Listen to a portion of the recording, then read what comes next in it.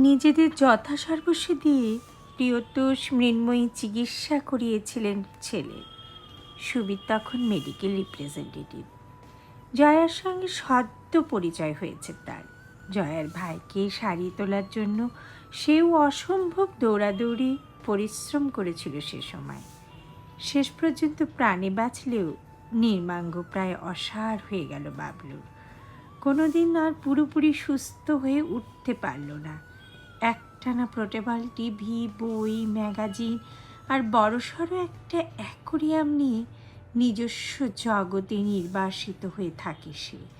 সেই জগতে সময় স্থির হয়ে আছে প্রায় 21 বছর।